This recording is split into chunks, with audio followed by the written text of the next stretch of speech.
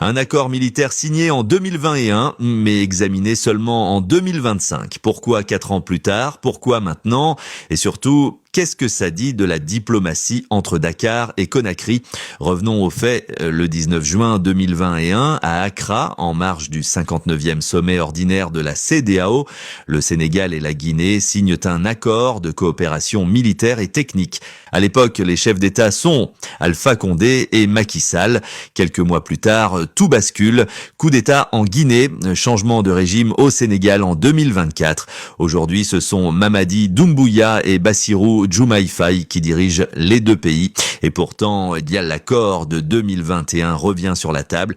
Pourquoi? Parce qu'en droit international, les régimes changent, mais l'État continue. C'est ce qu'on appelle le principe de continuité de l'État.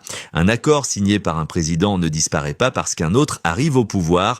Il peut être renégocié, il peut être suspendu, mais s'il est jugé utile, il peut aussi être ratifié. Et c'est précisément ce qui se passe aujourd'hui au Sénégal avec le projet de loi numéro 20/2025. Alors, que contient réellement cet accord? Il ne s'agit pas d'une base militaire, il ne s'agit pas d'une fusion des armées, il s'agit principalement de partage de renseignements opérationnels, formation militaire, patrouille conjointe, coopération autour de la zone stratégique de Bondou-Fourdou. Pourquoi cette zone?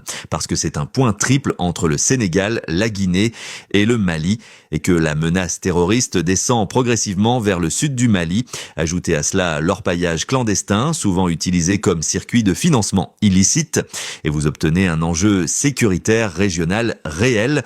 Mais alors, pourquoi ce décalage entre 2021 et 2025?